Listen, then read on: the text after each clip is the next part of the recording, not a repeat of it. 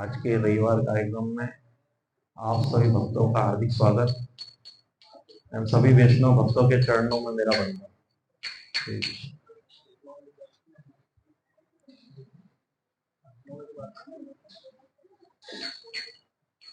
जय राधा माधव कुंज बिहार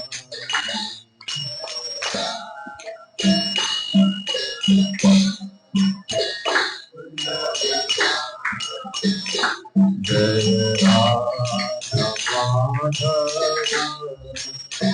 कुंज बिहार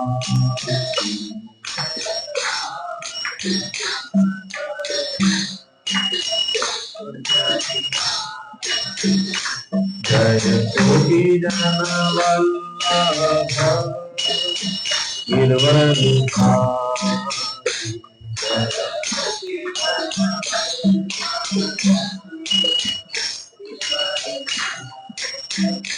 जय गोपी जन वल्लभ गिरवरधारी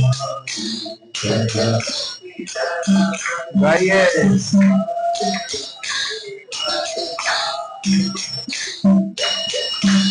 यशोदानंदन ब्रज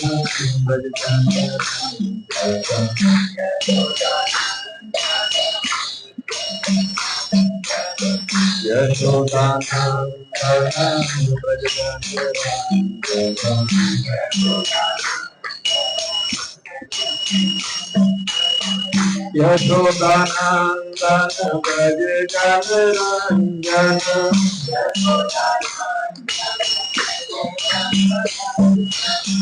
यशोदानंदन ब्रज जन रंजन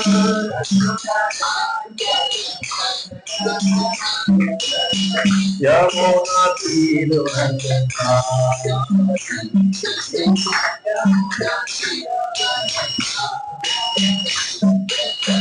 यमुना तीर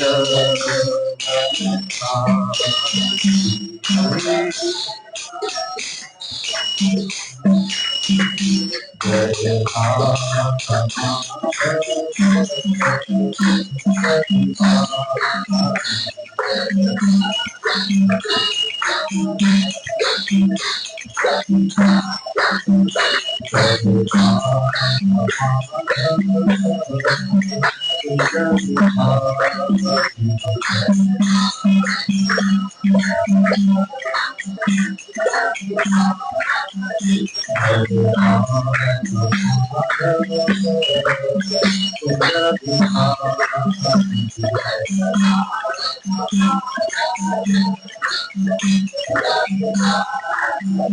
हरे Krishna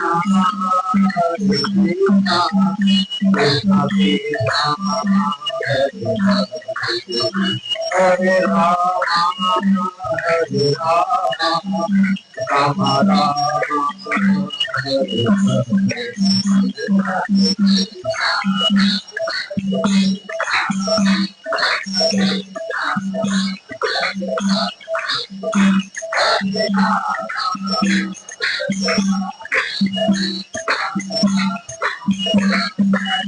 Ram Ram Hare Hare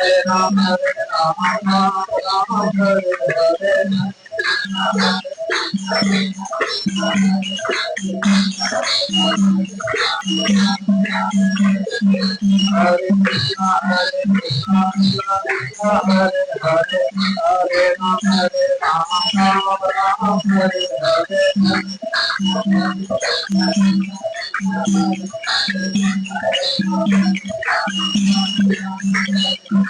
Hare Krishna Krishna Krishna Hare Hare Hare Rama Rama Rama Hare Hare Hare Krishna Krishna Krishna Hare Hare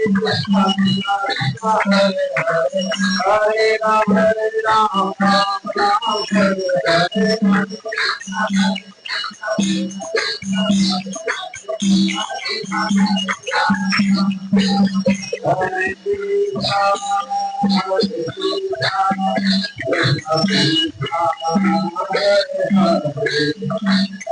Rama Rama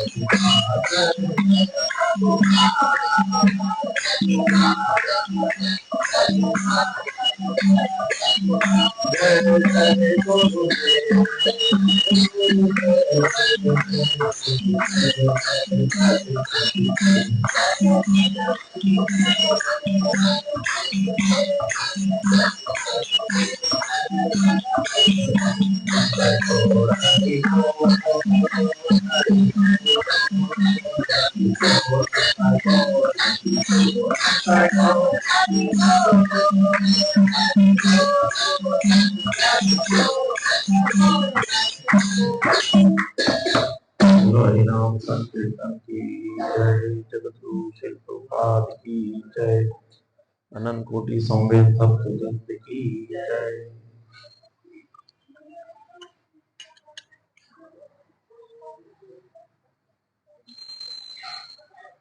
हरे कृष्णा।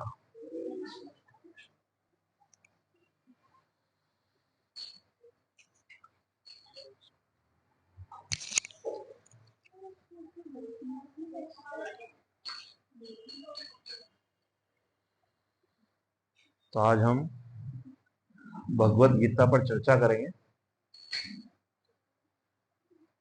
और भगवत गीता का अध्याय नंबर 2, जिसका नाम है गीता का सार। श्रीमद् भगवत गीता नाम तो सभी ने सुना होगा। श्रीमद् भगवत गीता होता क्या है, पहले हम ये समझते हैं। भगवान द्वारा अर्जुन को सुनाई गई गीत के रूप में। वो श्रीमद् मतलब श्री होता है ईश्वर, प्रतीक। मद होता ईश्वर युक्त, श्रीमद् भगवत गीता। श्री माता महालक्ष्मी के लिए भी उपयोग किया जाता है। तो ईश्वर का प्रतीक भी है, तो महालक्ष्मी का ही प्रतीक है। तो आज का अध्याय है गीता का सार। अब सार का मतलब क्या होता है, कोई बताए? सार से तात्पर्य क्या है, बताइए। हाँ, सार का मतलब होता है तत्व। जैसे हम इंग्लिश में बोलेंगे पल्प, पल्प शब्द होता है तत्व, सत्व।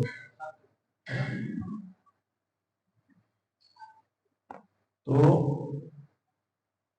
हमारे जो भगवान ने अर्जुन को शिक्षा दी है, ज्ञान प्रदान किया है, उसका सार समझने का प्रयास करेंगे। जितना मैं अपने आचार्यों से, प्रभुपाद की पुस्तकों से भगवत गीता समझ पाया हूं, पूरा तो नहीं समझ पाया हूँ, जितना भी समझ पाया हूं आपस में चर्चा करेंगे। भगवत गीता को श्रुति ग्रंथ भी कहा गया है और महाभारत को स्मृति ग्रंथ कहा है।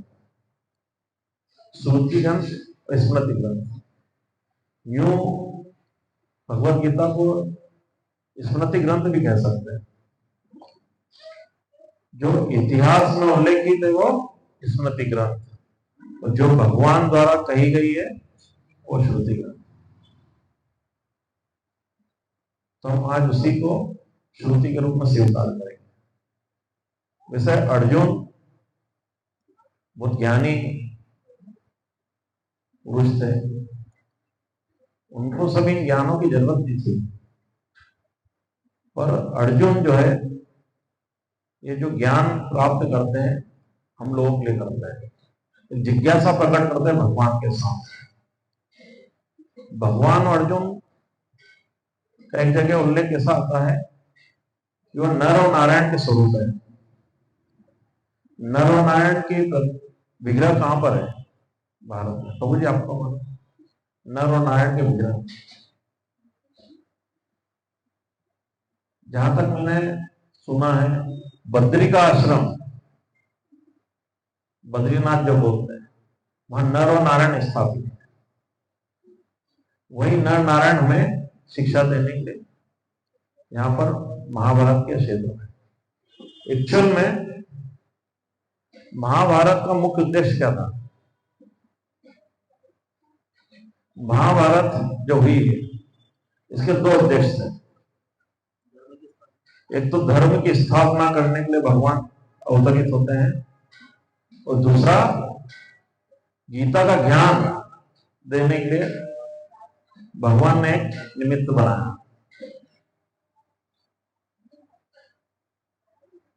तो साहब,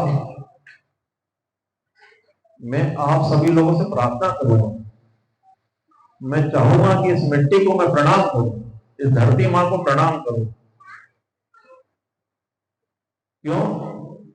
क्योंकि सिर्फ हमने परसों चर्चा करी थी कि राजा जनक द्वारा हल से जब एक रेखा खींची गई तो हमें क्या मिला? माता सीता। ये ऐसी मिट्टी है, मेरी धरती मां ऐसी मिट्टी है कि जहां हल से रेखा खींच दी तो हमें माता सीता मिली। वो एक ऐसा युद्ध हुआ महाभारत का जहां हमें गीता मिली। आज तक आपने पूरी सृष्टि में ऐसी कोई जगह देखी है जहां पे जमीन में से माता सीता जैसी कोई ऐसी माता प्रकट हुई हो? वो कोई ऐसा युद्ध न देखा होगा जहां में गीता जैसे ज्ञान मिला। आज तक ऐसा कोई युद्ध नहीं हुआ पूरी सृष्टि में। आपको मालूम हो तो बताइए मुझे जरूर, ऐसा कोई युद्ध हुआ, हमने उस युद्ध में क्या क्या नहीं खोया है। आज तक उस युद्ध में जो हुआ उसकी पुनरावृत्ति नहीं हो सकती, और जो पाया है वो भी ऐसा कोई युद्ध दे नहीं सकता। तो हमने जो पाया है उसका हमें बड़े आदर के साथ रोज अध्ययन करना चाहिए। ये हर किसी का सौभाग्य में नहीं है कि भगवान स्वयं इस धराधाम पर आए और हमें ज्ञान देके जाए। तो आज हम थोड़ा सा इसके ऊपर चर्चा करेंगे। इस अध्याय में भगवान जो हमें ज्ञान देना चाहते हैं, एक है आत्मा का ज्ञान। आत्मा का ज्ञान क्या है? आप बता पाएंगे आत्मा का ज्ञान क्या होता है? आत्मा का ज्ञान है हम शरीर नहीं है। सबसे बड़ी अविद्या है हमारी। हम शरीर नहीं, हम कौन है? आत्मा। जिसने भी इस स्वरूप को समझ लिया कि हम आत्मा है, सारे कष्ट से मुक्त हो गया। पर हम इस धराधाम में आते हैं और इस भौतिक जगत के 3 गुणों में फंस करके, 3 गुणों के प्रभाव से हम विस्मृति व्याधि भगवान को भूल जाते हैं और अपने आप को शरीर मान बैठते हैं। वहीं से हमारा पतन शुरू हो जाता है। ये सारे दुख, ये सारे तमस, ये सारे कलमश इस शरीर के आत्मा के नहीं है। क्योंकि ये शरीर जो है समाप्त होने वाली वस्तु है, वो आत्मा शाश्वत है। आत्मा जो है ये भगवान से ही और आत्मा में ज्यादा कोई डिफरेंस नहीं है। ये गुणात्मक रूप में एक ही है। आत्मा और परमात्मा गुणात्मक रूप में एक ही है।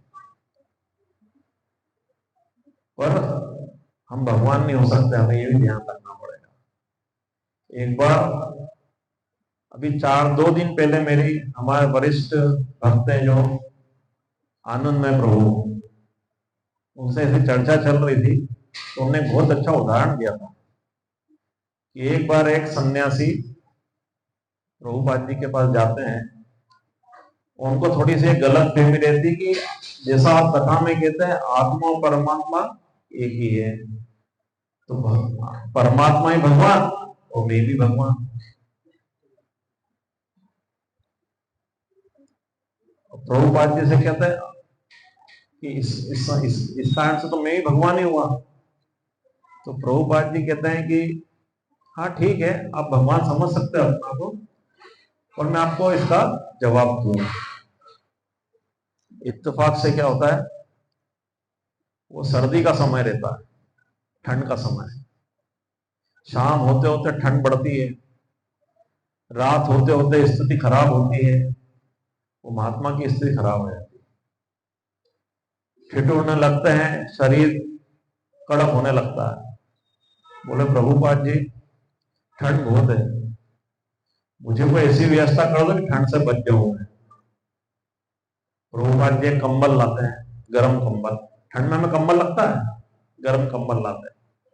उसमें से एक धागा खींचते हैं, उस महात्मा को देते हैं, बोले ओढ़ लो। बोले धागा, इससे कैसे बचाओ? बोले इससे बचोगे ठंड से, कंबल है ना उसी का धागा है, इसको लपेट लो ठंड नहीं लगेगी। बोले प्रभुपाद कैसी बात कर रहे हो, धागे से ठंड जाएगी हमारी? बोले हाँ बिल्कुल जाएगी। बोले कैसे जाएगी? बोले कंबल के तो धागा है, कंबल से ही तो निकला हुआ धागा है, ऐसे ठंड जानी चाहिए। समझ में नहीं आता। बोले सुबह आप ही तो बोल रहे थे परमात्मा आत्मा में एक ही हो, तो कंबल और कंबल का धागा भी एक ही समान है। तो कंबल धागा कंबल का ही है, और धागे में, कंबल में गुण भी एक ही है, पर दोनों में डिफरेंस बहुत है।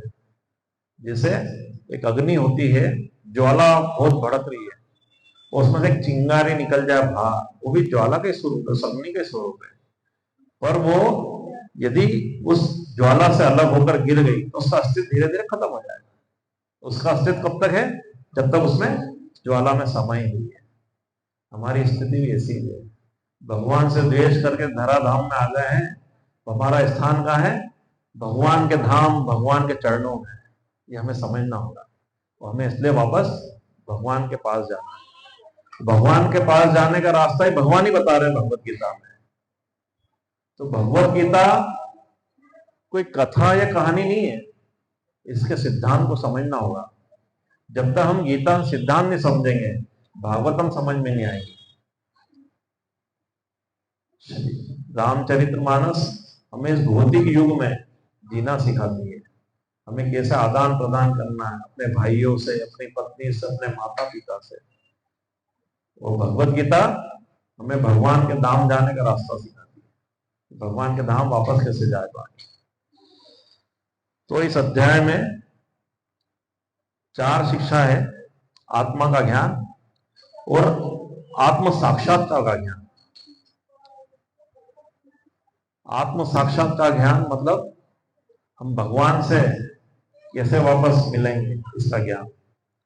तीसरा, निष्काम कर्म, फल से अनासक्त रहकर कार्य करना। हम अभी तक जो भी कार्य करते हैं उसमें फल में इच्छा रखते हैं ना।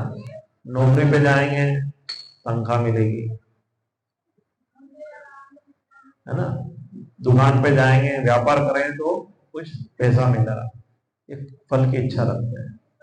पर निष्काम कर्म में हम अनासक्त, फल की इच्छा नहीं रखते, फल के भोक्ता भगवान होते हैं। चौथा, स्थित प्रज्ञ। ये नाम शायद आपने कहीं पढ़ा होगा, ये शब्द सुना होगा, स्थित प्रज्ञ। आत्मज्ञान में स्थित व्यक्ति के लक्षण। ये 4 ज्ञान इसमें प्राप्त होते हैं। अब गीता को सुनने के लाभ क्या है, इस पर हम चर्चा करते हैं छोटी सी, क्योंकि हमारे को आज जो चर्चा करनी है वो अध्याय 2 के श्लोक नंबर 3 पर करनी है। इसके पहले 1 और 2 श्लोक पे चर्चा हो चुकी है। हम थोड़ा संक्षेप में करेंगे, ज्यादा विस्तार में नहीं जाएंगे। तो गीता को सुनने से शोक एवं कांक्षा दूर होती है। कांक्षा क्या होता है, सुना आपने कभी शब्द कांक्षा? जैसे आकांक्षा होती है, आ हटा तो कांक्षा हो जाती है। आकांक्षा तो आ हटाया कांक्षा। हमें किसी न किसी से आकांक्षा रहती है, कुछ पाने की, कुछ मिलने की लालसा। और जब हम भगवत गीता का अध्ययन करते हैं तो हमारी आकांक्षाएं खत्म होती और वैराग्य उत्पन्न हो जाता है। तो इसलिए भगवत गीता का अध्ययन प्रतिदिन नियमित रूप से करना चाहिए। भगवत गीता और भागवतम की सेवा कैसे हो सकती है? पढ़कर, नित्य प्रतिदिन अध्ययन करने से सेवा।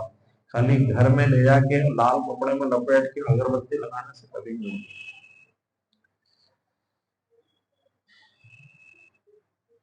प्रभुपाद जी अपने तात्पर्य में एक जगह कहते हैं, जो भक्त कृष्ण भावना में है, हम लोग कृष्ण भावना में, तो जो भक्त कृष्ण भावना में होकर भी पुस्तकों को नहीं पढ़ते, वो या तो खाते हैं, सोते हैं, या उनका पतन हो जाता है, पतित हो जाते हैं। तो हमें प्रभुपाद की शिक्षा को समझना पड़ेगा। चेतन चैतमत के आदि लीला में अध्याय 2 श्लोक नंबर 17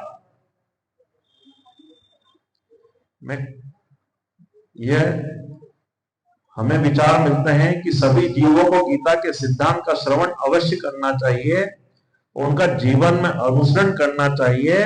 तब दृढ़ता से हमारा मन स्थिर होगा और भगवान में मन लगेगा। हमारा भगवान मन नहीं लगता, माला जपते जपते मन भाग जाता है। फिर हम प्रश्न करते हैं, प्रभु जी हम इतने दिनों से माला जप कर रहे हैं पर मन तो लग ही नहीं रहा, क्योंकि हमारा श्रवण कमजोर है, हमारा अध्ययन, हमारा श्रवण कमजोर है। जब हम उसके सिद्धांत को समझेंगे तो हमें वैराग्य उत्पन्न होगा और धीरे धीरे मन भगवान में लगने लगेगा। थोड़ी हमारी इच्छा शक्ति की जरूरत है। जनरली हम लोग क्या करते हैं, जब करते हैं तो अपने कंफर्ट जोन में जब करते हैं। चलो दुकान पे बैठूंगा, गिराक नहीं, थोड़ी देर जपा कर ले, कहीं जाना है इंदौर बस में कर लूंगा, है ना, बस में बैठ के कर लूंगा, थोड़ी झपकी भी ले लूंगा, जप भी हो जाएगा। नौकरी पे गए, थोड़ी साहब इधर उधर गए, थोड़ी जप भी कर लेता हूँ। तो जप साधारण जप नहीं है, तप की तरह करना है। अपने 6 घंटे सोते हैं तो 2 घंटे की नींद थोड़ी कम करके जप कर लें सुबह सुबह ब्रह्म मुहूर्त में, तो हमारा ध्यान भी जप में लगेगा और भगवान से प्रेम भी बढ़ेगा। तो अब हम चर्चा करते हैं। हमने थोड़ा सा भगवत गीता पे चर्चा करी। अब दूसरा, हमें गीता जी को एक कथा के रूप में नहीं सुनना चाहिए, न पढ़ना चाहिए। भगवान ने उसको गीत रूप में दिया है, तो हमें श्लोक भी अवश्य पढ़ना चाहिए कि उसके बाद प्रभुपाद जी ने जो अनुवाद किया है वो तात्पर्य, तो थोड़ा हमारे दिमाग में जल्दी जाएगा। तो हम आज हमारा वैसा शीर्षक है श्लोक नंबर 3। हम श्लोक 1 और श्लोक 2 की थोड़ा संक्षेप में चर्चा करेंगे, ज्यादा विस्तार में नहीं जाकर, ठीक है। हमने अध्याय 1 में संजय ने जो निर्णय लिया था वो ये निष्कर्ष निकाला था कि धृतराष्ट्र उसमें अर्जुन से संजय से पूछते हैं कि कुरुक्षेत्र में क्या हो रहा है, पूछते हैं ना, तो वो बताते हैं कि अर्जुन शोक से व्याप्त हैं और युद्ध करना नहीं चाह रहे हैं और अपना धनुष बाण त्याग दिया।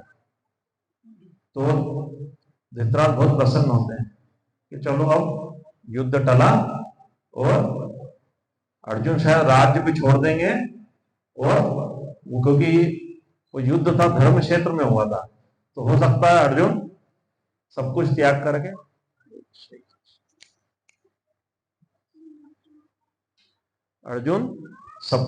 दें और वन में चले जाएं और मेरे पुत्रों को ये सारा राज्य मिल जाएगा।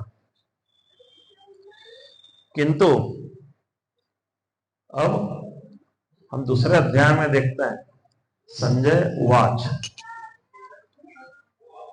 संजय इसमें बता रहे हैं, प्रभुपाद जी के अनुवाद में उल्लेख आता है, संजय बता रहे हैं कि अर्जुन करुणा से व्याप्त है, शोक युक्त है और अश्रुपूरित नेत्रों से अर्जुन कृष्ण को देखकर मधुसूदन कहते हैं। तो अर्जुन करुणा से व्याप्त है। तो इसमें श्लोक में आता सबसे पहले तम तथा मतलब संजय धृतराष्ट्र से बोल रहे हैं, तम तथा सुनो, अर्जुन ज्यादा प्रसन्न मत हो, ज्यादा खुश मत हो, क्योंकि अर्जुन करुणा से व्याप्त है, दुखी दिख रहे हैं, शोक युक्त भी हैं। काय का शोक है उनको कि मेरे अपने परिवार वालों से युद्ध करना है मुझे, और उनके आंखों में अश्रु भी हैं। पर संजय धृतराष्ट्र को जागृत कर रहे हैं कि ये मत सोचो युद्ध टल जाएगा, वो श्री कृष्ण उनके साथ है, वो युद्ध टलने नहीं देंगे। उनका नाम मधुसूदन भी है। मधुसूदन का मतलब क्या होता है आपने सुना, भगवान का नाम एक मधुसूदन भी है। बताइए प्रभु जी आप।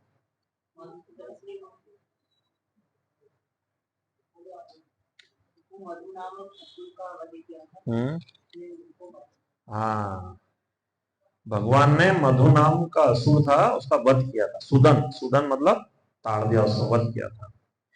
मधुसूदन का एक मतलब और होता है, भगवान है जो माधुर्य को धारण करते हैं। 6 गुण बताए गए हैं भगवान के, उसमें एक माधुर्य है, और जो सभी शोक का सुदन कर दे। हमारे जीवन में जो दुख है, कष्ट है, उसको भगवान दूर कर सकते हैं। हमारे जो शोक हैं जीवन में, जो भी कष्ट है, उसको भी भगवान ताड़ते हैं। जैसे चीनी जो होती है, शक्कर, उसका स्वभाव है मधुर। जब हम तीखा खा लेते हैं, मिर्ची खा लेते हैं, तो हम क्या करते हैं, जब तुरंत शक्कर खाते हैं, तो वो शक्कर का गुण क्या है, मधुर, माधुर्य। तो उस जो तपन देती है किस चीज की, मिर्च की, उसका शोधन कर देती है। तो इस तरीके से भगवान में गुण है माधुर्य का, जो हमारे शोकों का शोधन करता है। अब हम इसमें श्लोक नंबर 2 पर जाते हैं। यहां पर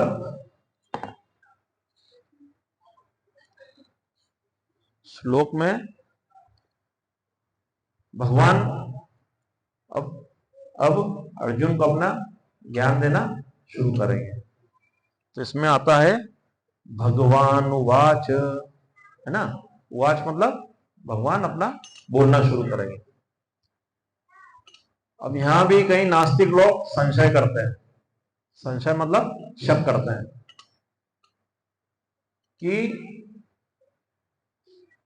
भगवत गीता में तो ये उल्लेख आता है भगवान उवाच, यहां ये क्या लिखा, भगवान, आप बोलते हैं भगवान तो कृष्ण है, आप बोलते हैं भगवान कृष्ण है, तो इसमें कहां लिखा कृष्ण उवाच,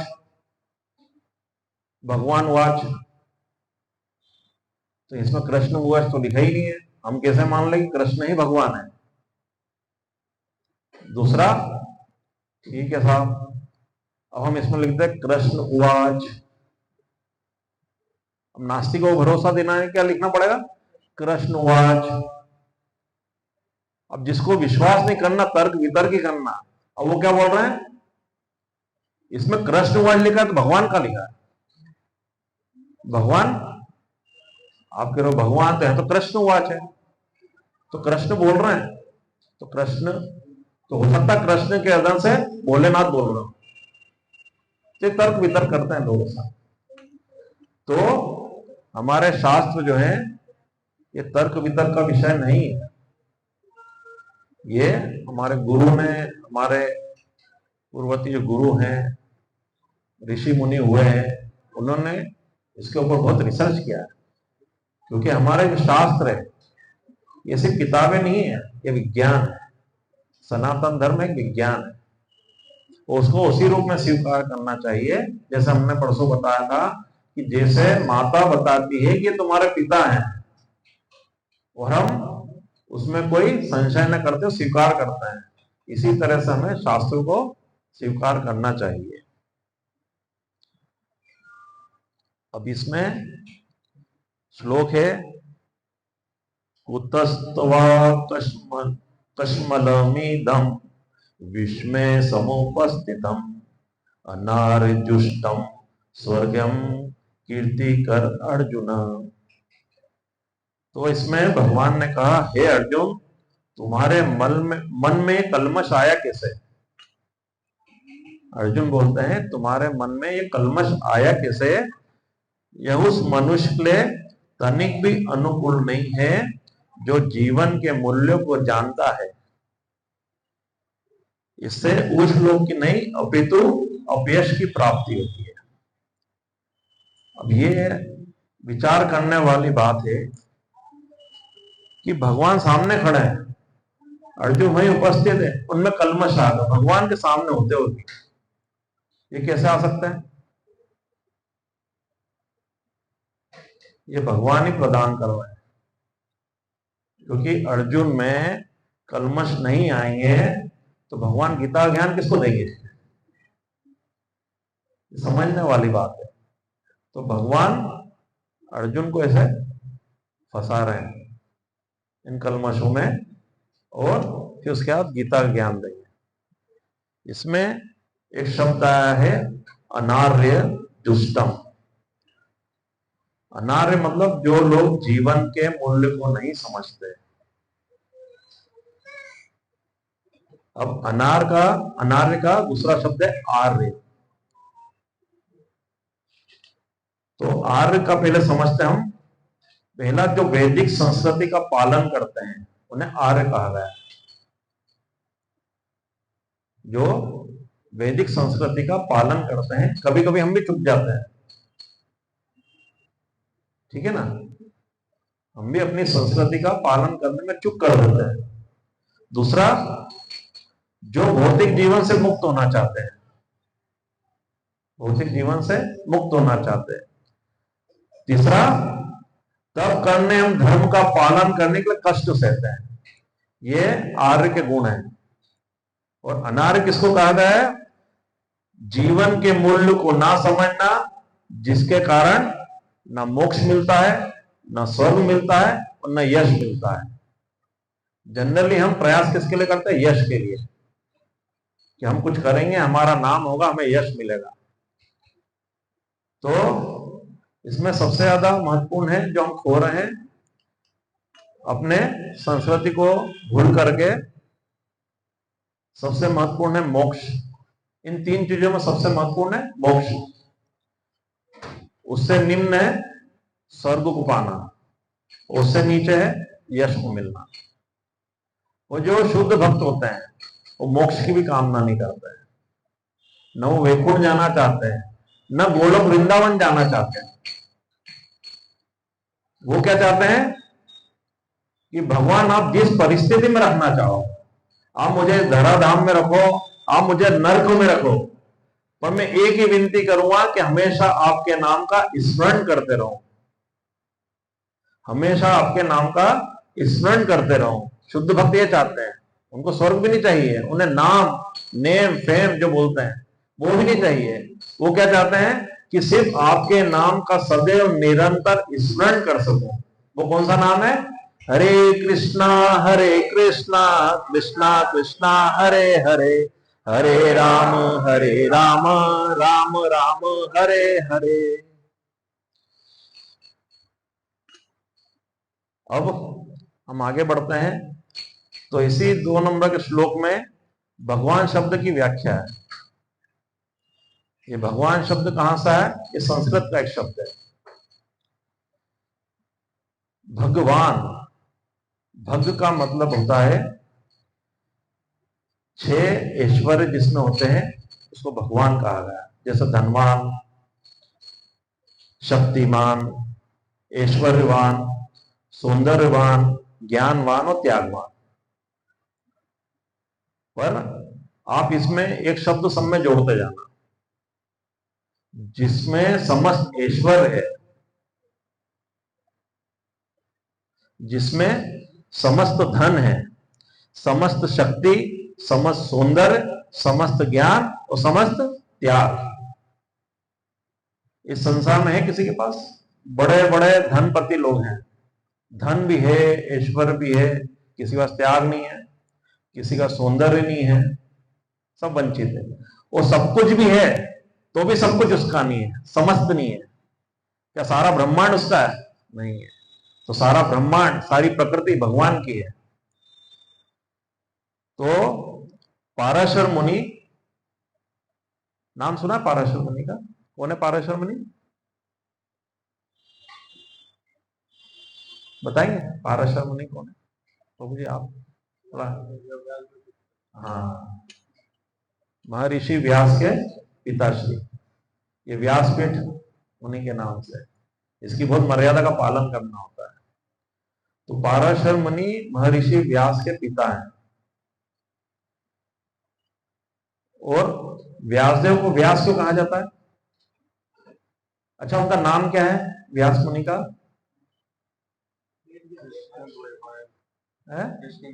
वेद व्यास और कृष्ण देवपायन। कृष्ण देवपायन नाम क्या पड़ा उनका? बताना चाहेंगे कोई? कृष्ण देवपायन। एक बार पाराशर मुनि नदी पार कर रहे थे। उस नदी पार कर रहे थे, जो नाव जो चला रही थी वो एक महिला थी, एक स्त्री थी, एक माता थी। तो जब नदी पार करते हैं तो पाराशर मुनि और माता के से जो संतान उत्पन्न होती है, और पाराशर मुनि वहां पर एक द्वीप बनाते हैं कुश के द्वारा। कुश समझते हैं, घास वगैरह जो होता है ऐसे कुश, उसके द्वारा एक द्वीप बनाते हैं, उसको द्वीपायन बोलते हैं। वहां पर महर्षि व्यास का जन्म हुआ था। तो कृष्ण द्वीपायन क्यों बोलते हैं?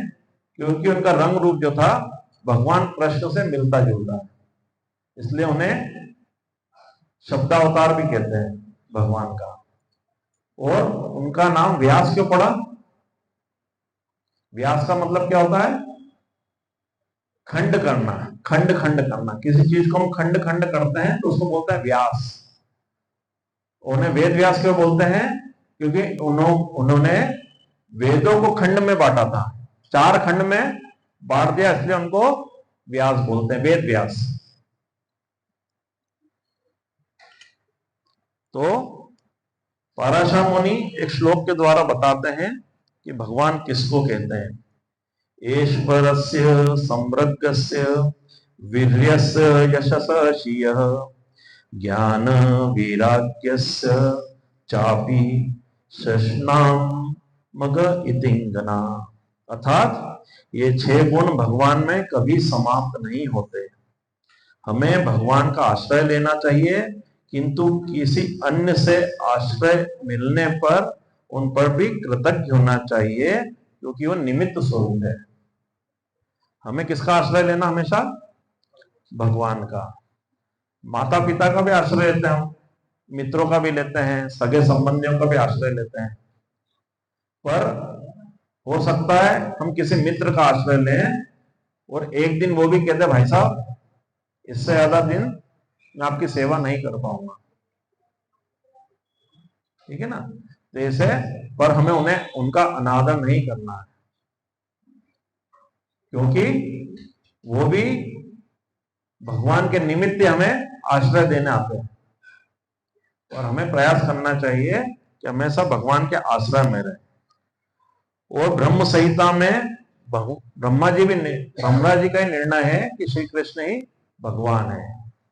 इसमें श्लोक आता है, ईश्वर परमं कृष्ण सच्चिदानंद विग्रह अनादिरादि गोविंद सर्व कारण कारणम। तो ईश्वर परमं कृष्ण है जो सत्य चित आनंद के विग्रह है। अनादिरादि गोविंद सर्व कारण कारणम, सभी कारणों का कारण भगवान श्री कृष्ण है। ये ज्ञान भगवान हमें भगवत गीता में भी देते हैं।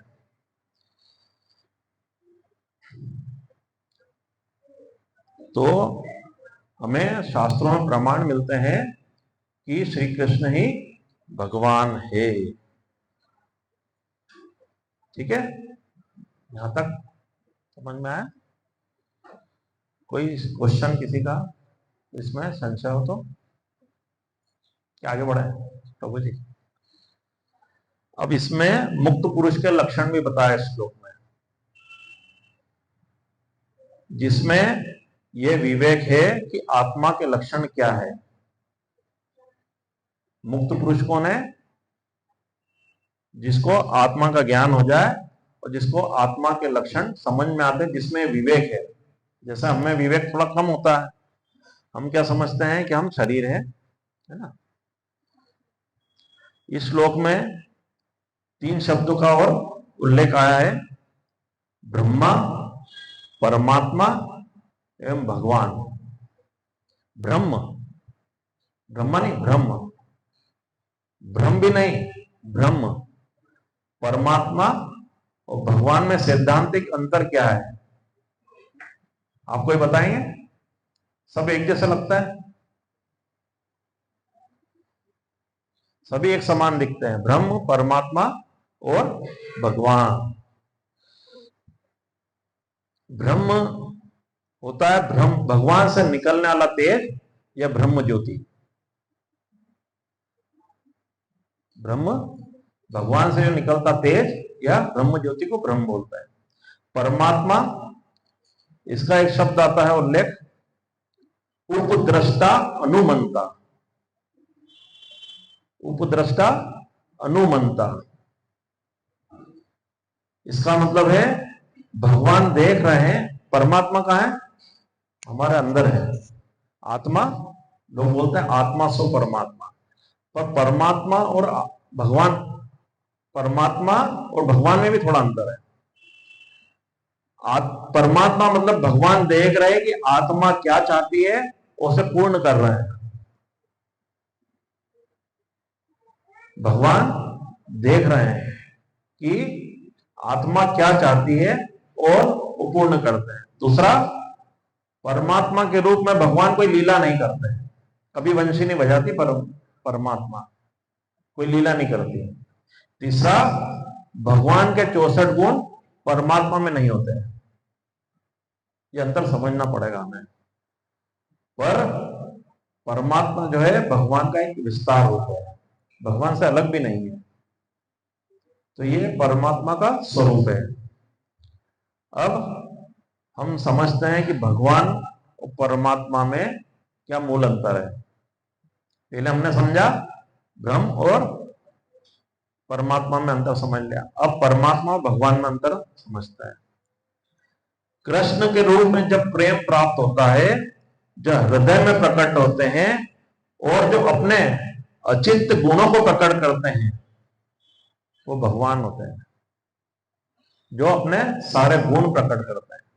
कृष्ण के रूप में अवतार लेने पर ही भगवान ने अपने सारे गुण प्रकट किए, राम अवतार में भी नहीं किए। तो भगवान सारे गुण अपने हर समय प्रकट नहीं करते, पर जैसे नरसिंह भगवान, वामन देव, बड़ा अवतार लिया भगवान ने, पर जितनी जरूरत थी उतने ही गुण उन्होंने अपने प्रकट किए, और कृष्ण के रूप में उन्होंने अपने सारे गुण प्रकट किए। तो यहां पर हम समझते हैं कि ब्रह्म, परमात्मा, आत्मा का अंतर। अब हम ये समझते हैं कि जैसे इस श्लोक में एक उदाहरण है सूर्य का। सूर्य, सबसे पहली बात कि मैं आप लोगों को थोड़ा बताना चाहूंगा कि जब भगवत गीता या भागवतम पढ़ते हैं तो हमारे पास भगवत गीता जरूर होनी चाहिए। यहां पे बताइए किस किस के पास मोबाइल है और जिसके पास मोबाइल नहीं है। मोबाइल किस किस के पास है? 100% शायद, 190%। भगवत गीता कितने लोग लेके आए? कोई नहीं। डायरी पेन कितने लेके आए?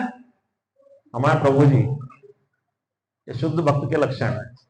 डायरी पेन, आप लोगों को मैसेज मिलता होगा, आप ग्रुप में ऐड हैं, और ग्रुप में ऐड है तो आपको मैसेज मिलता होगा एक, वो मैसेज हमेशा पढ़ते हैं आप। उसमें सबसे पहले शायद हम पढ़ते हैं कि आज प्रसाद की व्यवस्था है कि नहीं। दूसरा पढ़ते हैं कि आज अक्रूर प्रभु कहीं लेक्चर देने आएंगे तो नींद आना संभव है। ठीक है, ये भी हो सकता है, क्योंकि कथा में और सिद्धांत में काफी अंतर है, और जब तक हम सिद्धांत नहीं समझेंगे कुछ भी समझ में नहीं आना है। हम यहां से जाके भी पढ़ेंगे नहीं, यहां आए हैं सुनेंगे और यहां से जाके भूल जाएंगे कि हमने क्या समझ के आया, क्या पढ़ के आया। स्कूल में तो हम करते थे ना कि होमवर्क मिलता था कि घर जाके पढ़ना है, लिखना है, समझना है, पर हम क्या करते हैं, आगे का पाठ और पीछे का सपाट। और फिर हम आगे भागवतम पढ़े तो भी समझ में नहीं आना है। तो मेरा निवेदन है कि पेन और कॉपी जरूर लेकर के आए, और आज जैसे हम जो श्लोक पढ़ेंगे तो अगली बार से हम क्या करेंगे, आज जहां पे हम समाप्त करेंगे उसका अगला श्लोक पहले से पढ़ के आएंगे और उसको समझेंगे, और घर जाकर के फिर उसको फिर पढ़ेंगे, तभी तो हमें जिज्ञासा होगी, है ना। तो इस श्लोक में, इसलिए श्लोक को अनुवाद नहीं पढ़ रहा हूं, क्योंकि मैं मेहनत क्यों करूं, मैं थोड़ा सा संक्षेप में समझा, क्योंकि ये सब संक्षेप में समझा चुके हैं आपको पहले। पहला श्लोक, दूसरा श्लोक, पहला अध्याय, ये सब समझा चुके हैं। तो इसमें उदाहरण दिया है ब्रह्म, परमात्मा और भगवान में जो अंतर बताया वो सूर्य के द्वारा उदाहरण से बताया गया। जैसे सूर्य का तेज और प्रकाश, ये ब्रह्म है, और कुछ लोग अध्ययन करते हैं सूर्य की सतह के बारे में ये परमात्मा स्वरूप है। और सूर्य का जो गोला है ये भगवान का स्वरूप है। पर वो सूर्य के गोले तो हम कैसे पूछेंगे? सूर्य के गोले से जो उदाहरण दिया है, भगवान को कैसे जानेंगे? तो भगवान क्या करते हैं कि शुद्ध भक्तों पे जो अपना तेज है वो कम कर देते हैं और अपने मुखमंडल का दर्शन देते हैं। वहां भगवान कृपा करते हैं। हम सक्षम नहीं भगवान का दर्शन कर ले, हम लोग ब्रह्म या ब्रह्म ज्योति तक ही काम हो जाता है। और आपको दर्शन करना है तो थोड़ा सा प्रयास करना, सूर्य का दर्शन भी करना, भगवान के दर्शन करना। जैसे उदाहरण दिया तो सुबह ब्रह्म मुहूर्त में उठ जाना एक दिन, और सुबह सुबह जब सूर्योदय होता है तो सूर्य देवता के दर्शन होंगे। फिर धीरे धीरे उनका प्रकाश तेज होगा, जब हमारी आंखें चूंद दिया जाएगी फिर दर्शन नहीं होते हैं। वो प्रकाश इतना तेज हो जाता है कि आंखें मिच लेते हैं, वो भ्रम हो जाता है। ठीक है, तो ये हमने थोड़ा सा समझा है। अब हम आज का जो मेन उद्देश्य था हमारा श्लोक नंबर 3 अध्याय नंबर 2 का, थोड़ा सा उसको पढ़ेंगे। क्लेब्यम स्मगमः पार्थ ने तत्व युपपद्यते श्रुद्रम हृदय दौर्बल्यम त्यक्तोत्तिष्ठ परंतप। केवल्यम स्मगमः पार्थ ने तत्व युपपद्यते शुद्रम हृदय दौर्बल्यम त्यक्तोत्तिष्ठ परंतप। अब यहां क्लेब्यम का मतलब बताया है नपुंसकता, है ना। इसका जरा विस्तार नहीं बताऊंगा। और मां स्मगम प्राप्त हो, हे प्रथापुत्र। भगवान अर्जुन को क्या बोलते हैं? प्रथापुत्र। हे प्रथापुत्र। प्रथापुत्र का मतलब, प्रथा किसका नाम है? कुंती महारानी का। महारानी कुंती को एक नाम प्रथा है। और अर्जुन किसके पुत्र हैं? महारानी कुंती के। वो किसकी कृपा से हुए हैं? इंद्र के कृपा से। तो एक तरह से अर्जुन इंद्र के पुत्र भी हैं। माता कुंती को वरदान मिले थे, है ना। और वहीं से पांडवों की उत्पत्ति होती है। और अर्जुन किसके पुत्र हैं? इंद्र के ही पुत्र हैं। तो भगवान कहते हैं, हे प्रथापुत्र, इस हीन नपुंसकता को प्राप्त मत हो। क्योंकि अर्जुन युद्ध से ना कर रहे थे, क्योंकि उन्हें शोक व्याप्त हो गया था, करुणा हो रही थी। यह तुम्हें शोभा नहीं देती, हे शत्रुओं के दमन करता। हृदय की शुद्ध दुर्बलता को त्याग कर युद्ध के लिए खड़े हो। अब भगवान एक शिक्षक के रूप में, एक गुरु के रूप में अर्जुन को ज्ञान देना प्रारंभ कर रहे हैं। पर अर्जुन अभी तर्क वितर्क करेंगे, क्योंकि अभी उन्होंने भगवान को गुरु के रूप में स्वीकार नहीं किया। तात्पर्य, अर्जुन को प्रथा के रूप में संबोधित किया है। प्रथा श्री कृष्ण के पिता वासुदेव की बहन थी। अतः श्री कृष्ण के साथ अर्जुन का रक्त संबंध था। मतलब अर्जुन जो भगवान कृष्ण है, उनके पिता वासुदेव की बहन के पुत्र थे, तो उनका ब्लड रिलेशन भी है। ये तात्पर्य में बताया जा रहा है। यदि क्षत्रिय पुत्र लड़ने से मना करता है तो नाम का क्षत्रिय है। तो क्षत्रिय का पहला धर्म क्या है? लड़ना, युद्ध करना। ठीक है। क्षत्रिय शस्त्र और शास्त्र दोनों में निपुण होते हैं। खाली उसको शस्त्र चलाना नहीं आता, शास्त्रों का ही ज्ञान होता है। तो अर्जुन को शस्त्र का भी ज्ञान था और शास्त्र का भी ज्ञान था। ये तो भगवान ने उनमें कलमश उत्पन्न कर दिया ताकि भगवान गीता का ज्ञान दे सके। और क्षत्रिय का एक मतलब होता है जो हिंसा के द्वारा सुरक्षा प्रदान करे। बगैर हिंसा के सुरक्षा प्रदान नहीं हो सकती है। तो क्षत्रिय को हिंसा भी करनी पड़ती है। जैसे हम देखते हैं कि बॉर्डर पे सैनिक युद्ध करते हैं तो हिंसा तो होगी, तभी सुरक्षा होगी। तो क्षत्रिय का गुण है ये।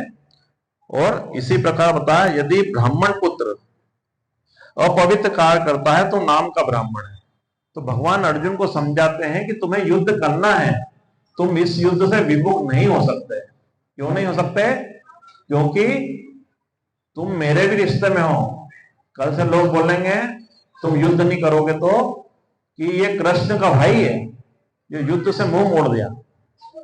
ठीक है, तो ये कृष्ण का भाई है, ये भीष्म पितामह का पौत्र है, ये द्रोणाचार्य का शिष्य है। तो ये तुम्हारे लिए अच्छी बात नहीं है और ये क्षत्रिय के गुण नहीं है, और इसलिए तुम शत्रु बंधु बनना अच्छी बात नहीं है। शत्रु बंधु और ब्राह्मण बंधु जो गुण से ब्राह्मण नहीं होते हैं। सिर्फ ब्राह्मण के घर जन्म लेने से कोई ब्राह्मण नहीं होता, उसमें ब्राह्मण के गुण होना अनिवार्य है।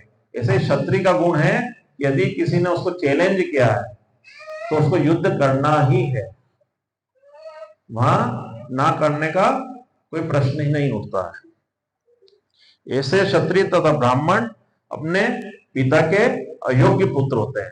अतः श्री कृष्ण यह नहीं चाहते कि अर्जुन अयोग्य क्षत्रिय पुत्र कहलाए। अर्जुन श्री कृष्ण का घनिष्ठतम मित्र भी है और श्री कृष्ण प्रत्यक्ष से उसके रथ का संचालन कर रहे थे। तो भगवान श्री कृष्ण अर्जुन के सारथी बने हुए हैं, उनको ज्ञान भी दे रहे हैं और उनको युद्ध के लिए प्रेरित कर रहे हैं। पर भगवान ने क्या कहा? अर्जुन तुम नपुंसकता को प्राप्त मत हो। अब एक कथा हम देखेंगे कि जब ऐसा नहीं कि अर्जुन ने कोई युद्ध नहीं किए थे, अर्जुन विश्व विजेता रह चुके हैं, अर्जुन पहले भी युद्ध कर चुके हैं। अर्जुन महाभारत के युद्ध के टाइम पहली बार युद्ध नहीं कर रहे थे। अर्जुन ने जब अज्ञातवास में थे तो विराट राज्य में एक युद्ध किया था और अर्जुन उस समय भ्रन्नला बोलते हैं ना प्रभु जी, भ्रन्नला है ना, भ्रन्नला के रूप में थे। तो भ्रन्नला के रूप में थे मतलब उस टाइम वो पुरुष थे ही नहीं। अभी तो अर्जुन यहाँ पे पुरुष रूप में है, पर वहां पे वो भ्रन्नला के रूप में थे। शरीर से ही भ्रन्नला थे, उनको श्राप मिला होगा। तो वहां पर जब राजा विराट युद्ध करते हैं तो दो तरफ से युद्ध होते हैं। एक मत्स्य लोग युद्ध करते हैं और इधर कौरव भी युद्ध शुरू कर देते हैं। तो द्रौपदी ये अज्ञातवास में अपना सही रूप छिपा करके रहते हैं। तो द्रौपदी महाराज विराट के पुत्र उत्तम, उनका नाम था उत्तम, उनसे बोलती है कि आप युद्ध में जाइए, क्योंकि महाराज एक तरफ गए हैं और एक तरफ दूसरी तरफ से भी युद्ध शुरू हो गया है, तो आप युद्ध में जाइए। तो उत्तम बोलते हैं कि मेरे पास कोई सारथी नहीं है। उत्तम बोलते हैं कि मेरे पास कोई सारथी नहीं है जो युद्ध में जा सके, क्योंकि वो भी निपुण होना चाहिए सारथी भी, क्योंकि वो इशारे से चलते हैं। जैसे प्रभु जी ने एक बार बताया था कि जब भगवान सारथी बनते हैं तो अर्जुन घुटने से उनको इशारा करते हैं, घुटने के द्वारा टच करके इशारा करते हैं। तो ऐसे सारथी भी निपुण होना चाहिए। जैसे हम देखते हैं कि हॉस्पिटल में जो ऑपरेशन होते हैं तो डॉक्टर जब ऑपरेशन करते हैं तो हाथ बढ़ाते हैं तो उनका असिस्टेंट उनको औजार देते जाते हैं।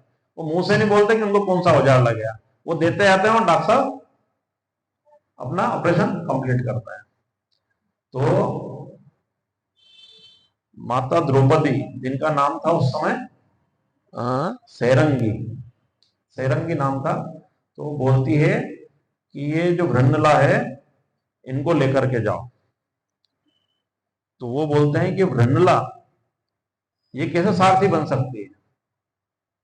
तो माता द्रौपदी बोलती है कि ये अर्जुन के सारथी है, ये अर्जुन के सारथी हैं, ये बहुत निपुण है, इनको लेकर के जाइए। और अर्जुन क्या होता है कि जब अज्ञातवास में होते हैं तो अपने शस्त्र जो रहते हैं वो एक पेड़ में छिपा के आते हैं। तो उत्तम तैयार हो जाते हैं युद्ध करने के लिए और अर्जुन जो घृणा रूप रहते हैं उनको लेकर के जाते हैं सारथी रूप में। अब जब वहां जाते हैं तो उत्तम घबरा जाते हैं, वो वापस अर्जुन से बोलते हैं वापस चलो, मैं युद्ध नहीं कर पाऊंगा। तो अर्जुन कहते हैं कि आप युद्ध से वापस नहीं जा सकते हैं। तो बोले नहीं, मैं युद्ध नहीं कर पाऊंगा, घबरा जाते, डर जाते हैं। तब अर्जुन बोलते हैं कि हम एक काम करते हैं, युद्ध से मुंह मोड़ना क्षत्रिय का धर्म नहीं है। तो आप एक काम कीजिए कि उत्तम से बोलते हैं आप सारथी बनो, मैं युद्ध करूंगा। तो उत्तम कहते हैं आप युद्ध करो, आप तो सारथी हो। तब अर्जुन अपनी सच्चाई बताते हैं कि मैं अर्जुन हूं। तो अर्जुन को सब जानते हैं वैसे। तब अर्जुन उस पेड़ के जो अपने शस्त्र छिपाते हैं उसको लेकर के युद्ध करते हैं। तो हमें समझना होगा कि जब अर्जुन ब्रह्मलाल के रूप में थे, जब क्षत्रिय धर्म का पालन कर रहे थे और जब यहाँ युद्ध में शामिल हुए हैं तो क्षत्रिय धर्म से मुख मोड़ रहे हैं। इसलिए भगवान कहते हैं कि हे अर्जुन, इस हीन नपुंसकता को प्राप्त मत हो। पर यहां होता यह है कि अर्जुन इसलिए युद्ध से अर्जुन अपना फिर तर्क देते हैं कि हे भगवान, हे श्री कृष्ण, मैं युद्ध से मुंह मोड़ नहीं रहा हूं, ना पीठ दिखा रहा हूं, मैं खाली शोक और करुणा से व्याप्त हूं। तो हम आगे पढ़ते हैं कि अर्जुन श्री कृष्ण के घनिष्ठतम मित्र थे और श्री कृष्ण प्रत्यक्ष रूप से उसके रथ का संचालन कर रहे थे। किंतु इन सब गुणों के होते हुए भी यदि अर्जुन युद्ध भूमि को छोड़ते हैं तो वतन निर्दयी कार्य करेंगे।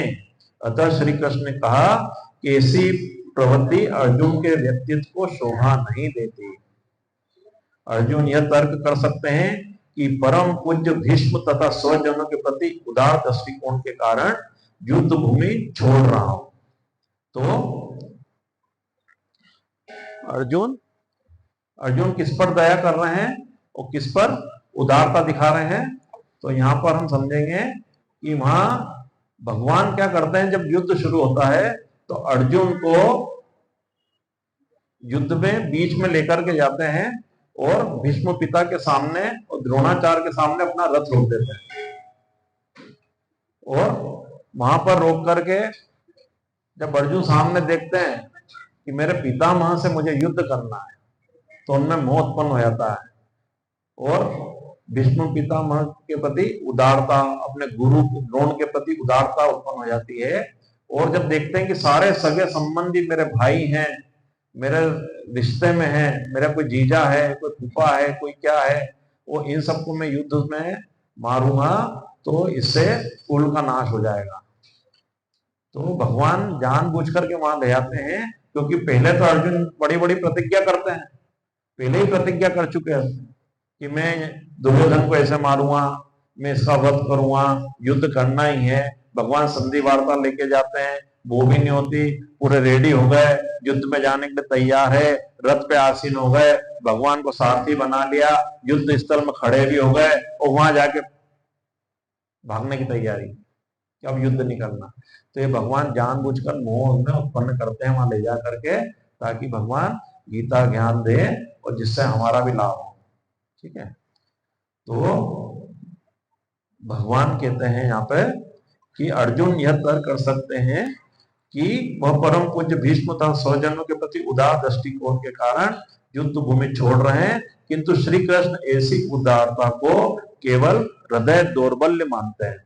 हृदय दौर्बल्य मतलब जैसे हमारा हृदय दुर्बल हो जाता है, थोड़ी सी कठिनाई बैठ गए, थोड़ी सी विपत्ति आई शोक कर रहे हैं, कोई मर गया उसका दुख मना रहे हैं, मोह कोई संपत्ति का नुकसान हो गया तो वो दुख हो रहा है। ये हृदय दौर्बल्य है। और एक हृदय दौर्बल्य कौन सा होता है, किसी की किडनी फेल हो जाए, किसी की बीपी हो जाए, किसी को और कोई परेशानी हो जाए, तो यहाँ पे उस हृदय दौर्बल्य की बात नहीं हो रही है। हृदय दौर्बल्य मतलब जो अर्जुन को साथ हो रहा है कि वो अपने घनिष्ठ मित्रों के प्रति, अपने स्वजनों के प्रति, क्योंकि अर्जुन भीष्म पितामह से बहुत प्रेम करते थे, बचपन में तो वो उनको पिता ही समझते थे, तो भीष्म पितामह उनसे बोलते थे कि मैं तुम्हारा पिता नहीं हूं, पितामह हूं। दादा स्वरूप, पितामह किसको बोलते हैं? दादा को बोलते हैं ना। तो मैं तुम्हारा पितामह हूं। वो अर्जुन का भीष्म पिता का विशेष प्रेम था, बहुत स्नेह करते थे। वो द्रोणाचार्य अर्जुन के प्रिय शिष्य थे। अर्जुन को द्रोणाचार्य ने ऐसा तैयार किया था कि उनके बराबर का कोई उस समय धनुर्धर नहीं था। आज उन्हीं से उनको युद्ध करना है, तो स्वाभाविक है कि हमारे साथ भी स्थिति आएगी कि जब हम बड़े, कि कोई हमारे स्वजन होते हैं, बड़े होते हैं, तो हम उनसे विवाद नहीं करते, तर्क वितर्क नहीं करते हैं, हम उनका अपमान नहीं कर सकते हैं। तो यही मोह, यही करुणा, यही उदारता अर्जुन के अंदर प्रकट हो गई थी। तो भगवान अर्जुन से कह रहे हैं कि हृदय दुर्बलता छोड़ो और युद्ध के लिए खड़े हो।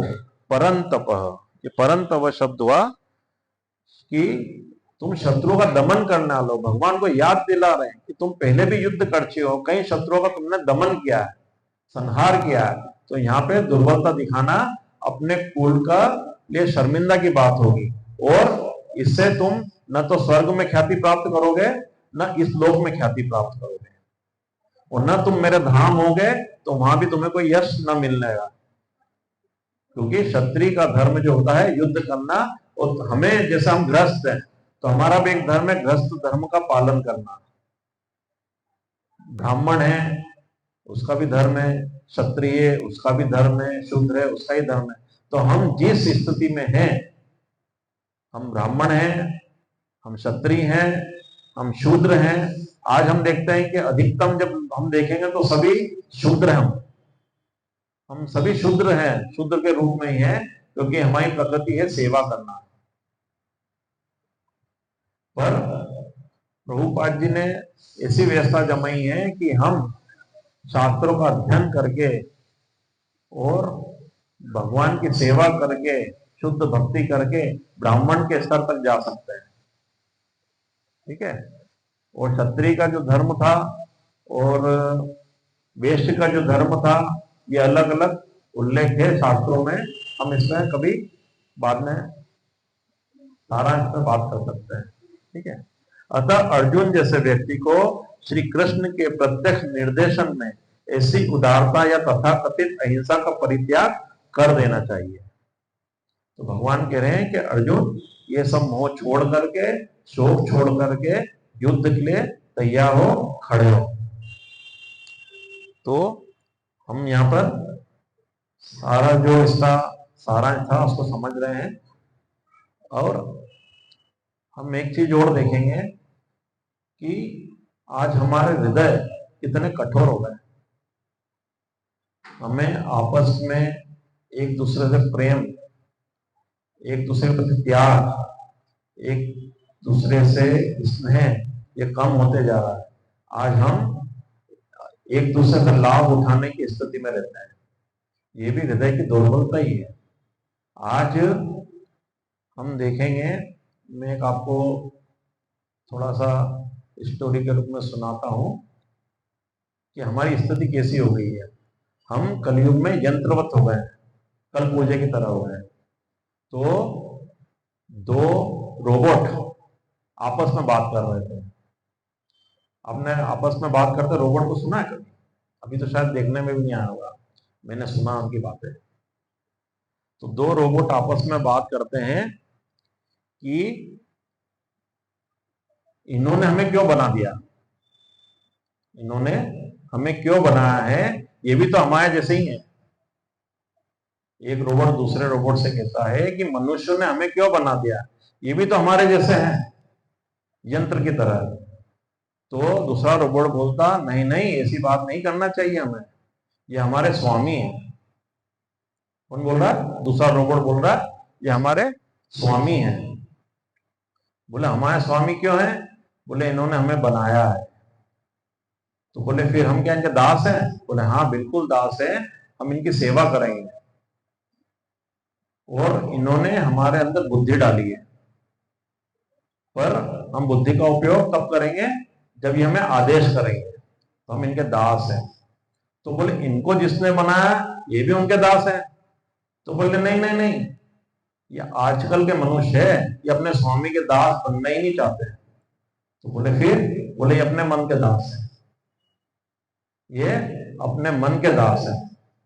अच्छा, तो बोले ये तो हमेशा हमारे तो स्वामी बनकर राज करेंगे, वो इनके स्वामी इन पे राज करते हैं। तो बोले नहीं नहीं, हमको स्वतंत्रता नहीं दी गई है, ये हमें जितना आदेश करें हम उतना ही काम करेंगे, पर इनके स्वामी ने इनको स्वतंत्रता दी है, ये अपने मन की इच्छा पूरी करते हैं। तो बोले फिर, तो बोले इनके अंदर बुद्धि भी है, विवेक भी है, और ये अपने मन का। तो बोले हम इन पर राज करेंगे क्या? तो बोले हाँ, कुछ समय रुको, जब हमारी संख्या ज्यादा हो जाएगी तो हम इन पे भी राज करेंगे, मनुष्यों पे। बोले कैसे राज करेंगे? बोले मन के गुलाम है वो, जब ये मन के गुलाम होंगे तो ये आलस, इनके अंदर आलस कुट कुट के भरा होगा, ये सब काम हमसे ही कराएंगे, और जब इनका शरीर साथ नहीं देगा तब इन पर राज करेंगे। वो ये स्थिति आ गई है कि हम देख रहे हैं कि हम इतने आदी हो गए हैं यंत्रों के कि हम कुछ दूर पैदल जाना तो बगैर वाहन के नहीं जा सकते, कपड़े भी धुलते हैं तो मशीन में धुलने लगे हैं, क्योंकि हमारा शरीर साथ ही नहीं दे रहा है। तो ये स्थिति हमारी होती जा रही है। तो हमको क्या करना है? नित्य भागवत सेवा करना है, भगवत गीता का अध्ययन करना है, भागवतम का अध्ययन करना है, और सबसे ज्यादा प्रमुख क्या है? श्रवण करना। जब हम श्रवण करेंगे निरंतर तो धीरे धीरे हमारे कलमश शुद्ध होंगे और हम भगवान से प्रेम कर पाएंगे, और भगवान की प्रेम भक्ति करेंगे, जब ही हम भगवान को पा सकते हैं। ठीक है, तो मैं अपनी यहाँ वाणी को विराम देता हूँ, और क्षमा चाहूंगा यदि मुझसे कुछ अपराध हुआ हो जाने अनजाने। प्रयास करूंगा कि मैं अपनी जो स्थान पर बैठा हूं उसकी मर्यादा का पूरा ध्यान रखूं। हरे कृष्णा। यदि आपका कोई प्रश्न हो, थोड़ा उदारता रखना, ऐसा प्रश्न पूछना, इस सब्जेक्ट से जो आज सुनना है, इससे बाहर का थोड़ा समझ में कम आता है मुझे।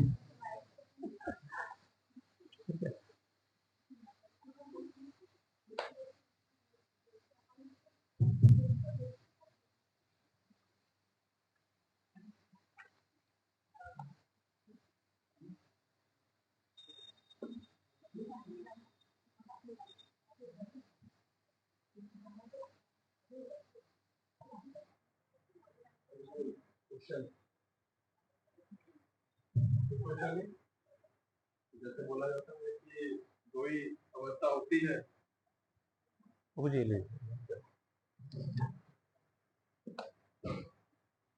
दो ही अवस्था होती है, क्वेश्चन नहीं है। एक आपको ज्यादा जानते हैं, एक दूसरा कुछ भी समझ में नहीं आया। पहले वाले हरि बोल, सभी कहते हरे कृष्णा हरे कृष्णा हरे कृष्णा कृष्णा कृष्णा हरे हरे राम हरे